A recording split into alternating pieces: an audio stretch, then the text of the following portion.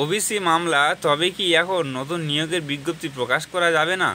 সমস্যা বাড়বে চাকরি প্রার্থীদের? তো আপনারা বিস্তারিত জেনে নেবেন এই ভিডিওর মাধ্যমে। প্রায় 5 লক্ষ ওবিসি শংসাপত্র বাতিল করেছে কলকাতা হাইকোর্ট। এই নিয়ে সুপ্রিম কোর্টে যাচ্ছে রাজ্য।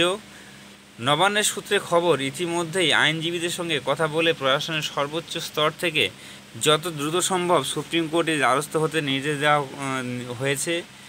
তবে যতদিন পর্যন্ত এর মীমাংসা না হচ্ছে ততদিন পর্যন্ত নিয়োগ থেকে নতুন বৃত্তি প্রায় সব ক্ষেত্রেই সমস্যা তৈরি হলো বলে মনে করছেন অভিজ্ঞ মহল।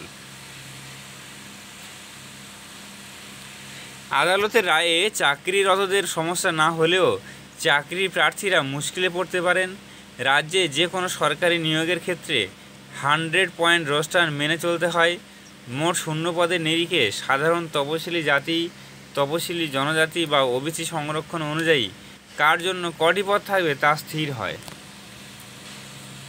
এখন ওবিসি শংসাপত্র নিয়ে সমস্যা দেখা দেওয়ায় তাদের বাদ দিয়ে এমন রোস্টার তৈরি সম্ভব নয় বলেই মনে করা হচ্ছে। ফলে নিয়োগের বিজ্ঞপ্তি প্রকাশ করাও যাবে না।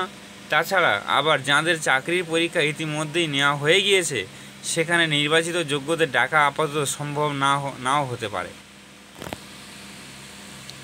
যতদিন না এই সমস্যার সমাধান হচ্ছে ততদিন এই অনিশ্চয়তা থাকবে। প্রশাসনের এক কর্তার কথায় রাজ্য সুপ্রিম কোর্টের দ্বারস্থ হতে চলেছে, কিন্তু সেখান থেকে ন্যূনতম স্থগিতাদেশ পাওয়া না গেলে সমস্যা থেকে যাবে। এর আগে রাজ্যের মুখ্যমন্ত্রী মমতা বন্দ্যোপাধ্যায় ওবিসি শংসাপত্র বাতিল নিয়েও তীব্র প্রতিক্রিয়া দিয়েছেন। তিনি বলেছেন, বিজেপির নির্দেশেই এমন রায় দেওয়া হয়েছে, এখন দেখার বিষয়টি শেষ পর্যন্ত কীভাবে সমাধান হয়।